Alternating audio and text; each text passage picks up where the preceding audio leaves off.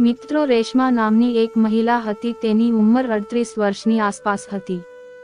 રેશમા પાસે એક ઘર હતું જે તે ભાડે આપતી હતી. એક દિવસ એક 24 વર્ષનો છોકરો તેમના ઘરે આવે છે અને રેશમાને કહે છે કે તેને ભાડે રૂમ જોઈએ છે. હવે રેશમા તે છોકરાને તેના ઘરમાં ભાડે રાખે છે. હવે જ્યારે 2 દિવસ પસાર થાય છે, રેશમા વિચારે છે કે આ છોકરા પાસેથી એડવાન્સ ભાડું લઈએ. જ્યારે રેશમા તે છોકરાના રૂમની નજીક જાય છે ત્યારે તેનો દરવાજો બંધ હતો. હવે રેશમા વિચારે છે કે તેને બારીમાંથી કહી દઉં. પછી રેશમા જ્યારે તે છોકરાને બારીમાંથી જુએ છે ત્યારે આ છોકરો તેના ફોનમાં ફિલ્મ જોઈ રહ્યો હતો અને કંઈક વિચિત્ર કામો પણ કરતો હતો. રેશમા લગભગ 5 મિનિટ સુધી તે છોકરાને જોવે છે અને જ્યારે તે પોતાને સહન કરી શકતી નથી ત્યારે તે છોકરાના રૂમમાં જ જાય છે. હવે જ્યારે આ છોકરો તેની મકાન માલિકને જોવે છે ત્યારે તે દંગ રહી જાય છે. તે તેના હોશ ગુમાવી દે છે. ત્યારે રેશમા તેને કહે છે કે આ તે વિડીયો છે જે તમે જોઈ રહ્યા હતા. મને પણ એવો વિડીયો જોવો બહુ ગમે છે. તમે પણ મારી સાથે આ વિડીયો જોઈ શકો છો. પછી તે બંને એક જગ્યાએ બેસી જાય છે અને વિડીયોનો આનંદ માણવાનું શરૂ કરી દે છે. હવે રેશમા સહન કરી શકતી ન હતી. ત્યારબાદ રેશમા તે છોકરા સાથે ખોટી હરકતો કરવા લાગે છે. હવે આ છોકરો સમજે છે રેશમા શું ઈચ્છે છે. પછી આ છોકરો રેશમા સાથે સંબંધ બાંધવા લાગે છે. તે છોકરો પ્રેમ એટલો જોરશોરથી કરે છે કે રેશમાની હાલત ખરાબ થઈ જાય છે. હવે બંને અતિ આનંદ માણી રહ્યા હતા. આ છોકરો લગભગ અડધો કલાક તેની સાથે સંબંધ બનાવે છે અને જ્યારે તે થાકી જાય છે ત્યારે તે ત્યાં જ સૂઈ જાય છે. હાલમાં બંનેનું આ કામ લગભગ 3 મહિના સુધી ચાલે છે. 3 મહિના પછી આ મહિલા, જેનું નામ રેશમા છે, તે આ છોકરા સાથે કંઈક એવું કરે છે જેની કોઈએ કલ્પના પણ કરી ન હતી. હા મિત્રો, આજે આ ઘટના સાંભળીને કદાચ તમે પણ ચોંકી જશો. એટલા માટે તમે આ વિડીયોમાં અંત સુધી જોજો, કારણ કે સાથે સાથે મજા પણ કરવાના છો. જ્યારે રેશમા નામની એક મહિલા રહેતી હતી જે લગભગ 38 વર્ષની હતી. તેના પતિનું થોડા વર્ષો પહેલાં અવસાન થયું હતું. તેને એક પુત્રી છે જેની ઉંમર 18 વર્ષની આસપાસ હતી. હાલમાં તે ધોરણ 12 માં અભ્યાસ કરતી હતી. રેશમા પાસે ઘર છે. તે ઘરમાં 5 રૂમ છે. તેને પોતાના રહેવા માટે 2 રૂમ રાખ્યા હતા અને 3 રૂમ હજુ ખાલી હતા. તેને આસપાસના લોકોને કહ્યું હતું કે તેના 3 રૂમ ખાલી છે. જો કોઈ ભાડૂત આવે તો કૃપા કરીને મને જણાવો, મારે તે રૂમ ભાડે આપવા છે. મિત્રો, થોડા દિવસો પછી બિહારી છોકરો દિલ્હી આવે છે અને રેશમાના ઘરે પહોંચે છે. આ છોકરાનું નામ રાજા હોય છે.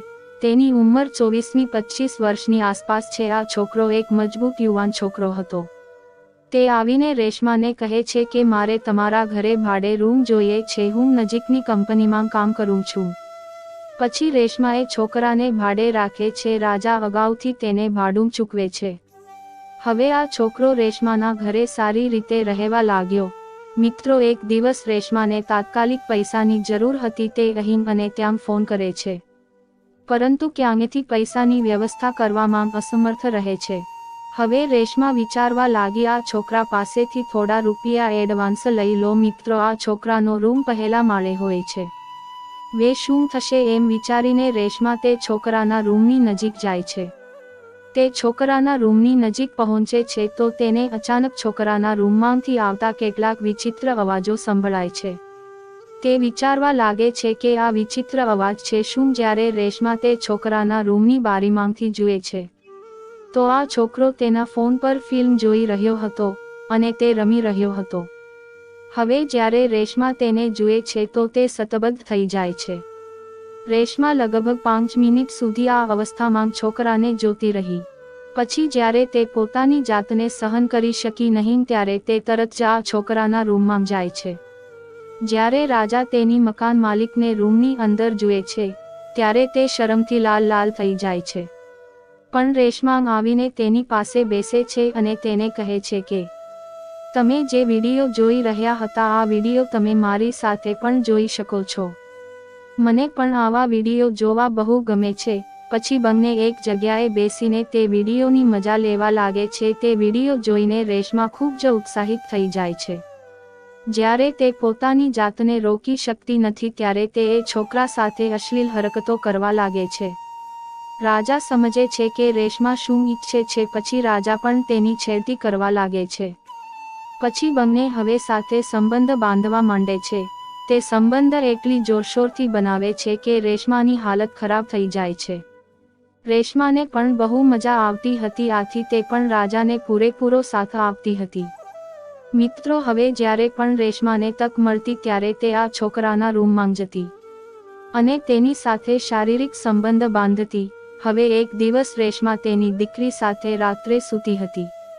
મિત્રો, અચાનક 11 વાગ્યે રેશમા તેના રૂમમાંથી બહાર નીકળીને તે છોકરાના રૂમમાં પ્રવેશ કરે છે. લગભગ 10 મિનિટ પછી તેની પુત્રી પણ તેની આંખો ખોલે છે. જ્યારે તેને બેડ પર તેની માતાને ન જોઈ ત્યારે તે વિચારવા લાગે છે કે તેની માતા આટલી મોડી રાત્રે ક્યાં ગઈ હશે. તેથી તે તેની માતાને બધે શોધવાનું શરૂ કરે છે, પરંતુ તેની માતા ક્યાંય મળી નહીં. હવે તે તેની માતાને શોધવા ટેરેસ પર જવા લાગે છે. જેવી તે આ છોકરાના રૂમની નજીક પહોંચે છે, તેને તે છોકરાના રૂમમાંથી કંઈક અજીબ અવાજો આવી રહ્યા હતા. હવે તે છોકરાના રૂમની બારીમાંથી જોવા લાગી અને જોયું કે તેની માં તે છોકરા સાથે સંબંધ બનાવી રહી છે. તે છોકરો પણ તેની સાથે ખૂબ મસ્તી કરતો હતો. હવે આ છોકરી ચૂપચાપ તેના ફોન પર આ બંનેનો વિડીયો બનાવે છે અને તેના રૂમમાં આવીને સૂઈ જાય છે. થોડીવાર તેની માતા પણ પાછળથી આવે છે અને તે પણ આવીને તેની પુત્રી પાસે સૂઈ જાય છે. મિત્રો, બીજે દિવસે સવાર પડે ત્યારે રેશમા શાકભાજી વેચવા બજારમાં જવાનું શરૂ કરે છે. ત્યારે તેની દીકરીને કહે છે કે દીકરા, તું પણ મારી સાથે આવ. પણ તેની દીકરી કહે છે કે મારી તબિયત થોડી ખરાબ છે, હું આજે તમારી સાથે નહીં આવી શકું. હવે રેશમા તેના શાકભાજી ઉપાડે છે અને શાકભાજી વેચવા બજારમાં જાય છે. રવિવાર હતો, તેથી તે છોકરો પણ તેના રૂમમાં હતો અને તેના ફોન પર કેટલીક મૂવી વગેરે જોઈ રહ્યો હતો.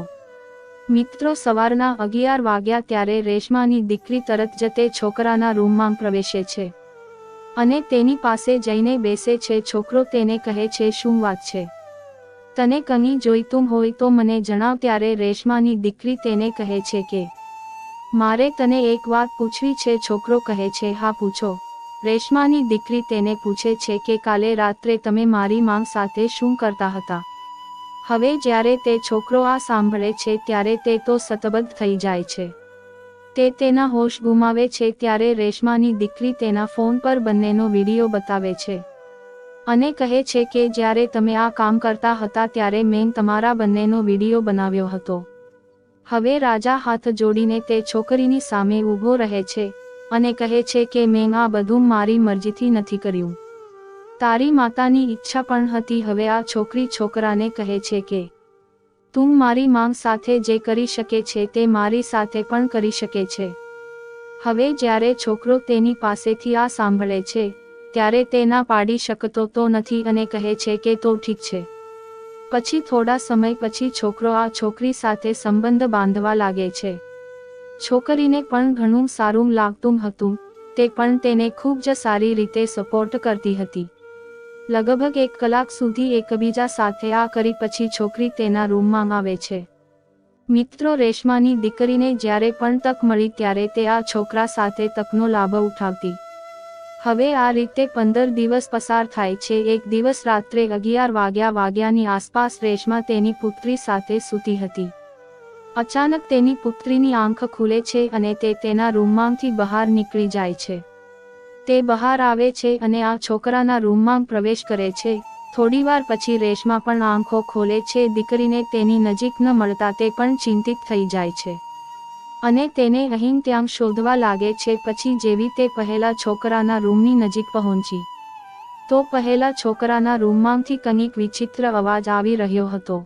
હવે રેશમા જ્યારે બારી ખોલે છે અને જુએ છે ત્યારે તેની આંખો મોટી થઈ જાય છે, કારણ કે તેની પુત્રી આ છોકરા સાથે સંબંધ બનાવતી હતી અને તે બંને એકબીજાને ખૂબ સાથે સપોર્ટ કરતા હતા. હવે રેશમા ગુસ્સે થઈ ગઈ. તે આ છોકરાના રૂમનો દરવાજો ખખડાવવા લાગે છે. થોડીવાર પછી અંદરથી દરવાજો ખોલ્યો તો રેશમાની દીકરી અંદરથી બહાર આવે છે.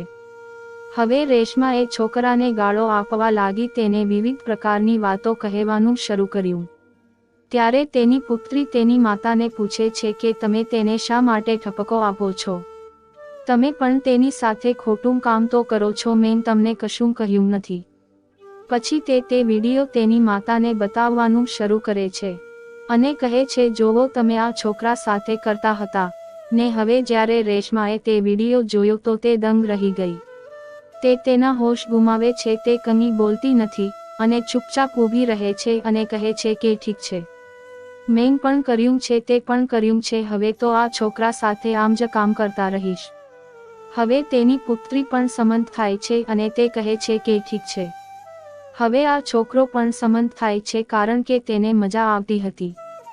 હવે ક્યારેક માંગ સાથે, ક્યારેક દીકરી સાથે, તો ક્યારેક માંગ સાથે મિત્રો. જ્યારે 3 મહિના પસાર થાય છે ત્યારે આ છોકરો ખૂબ જ નબળો પડી જાય છે, સુકાઈને કાંટો બની જાય છે, તેની તબિયત બગડી જાય છે. હવે જ્યારે રેશમા એ છોકરાને આ સ્થિતિમાં જોવે છે ત્યારે તેને તાત્કાલિક હોસ્પિટલમાં દાખલ કરે છે. દાખલ થયા બાદ ડોક્ટર્સે તેનું ચેકઅપ કર્યું અને તેની સારવાર શરૂ કરી. પછી ડોક્ટર છોકરાને પૂછે છે, કેમ અચાનક 3 મહિનામાં તું સુકાઈને કાંટો બની ગયો?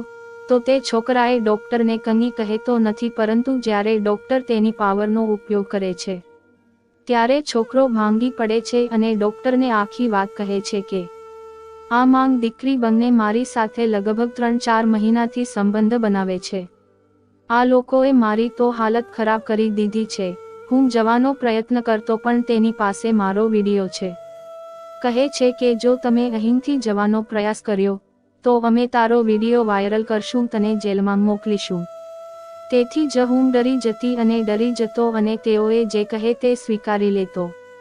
હવે ડોક્ટર સાહેબ આ સાંભળે છે ત્યારે તેઓ ચોંકી જાય છે અને પરેશાન થઈ જાય છે અને તરત જ પોલીસને બોલાવવામાં આવે છે. હવે પોલીસ અહીં આવે છે અને આ છોકરાનું નિવેદન લેવાનું શરૂ કરે છે.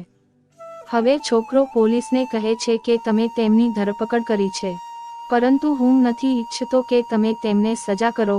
મારું જીવન બરબાદ થઈ ગયું છે, હું હમણાં જ અહીંથી ચાલ્યો જઈશ.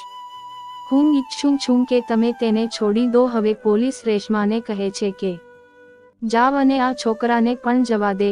પછી રેશમા પોલીસને કહે છે કે સાહેબ, હું તેને આ રીતે કેવી રીતે જવા દઉં? આ છોકરાનું બાળક મારી દીકરીના ગર્ભમાં ઉછરી રહ્યું છે. તે 3 મહિનાની ગર્ભવતી છે. હવે હું તેને કોની સાથે લગ્ન કરીશ?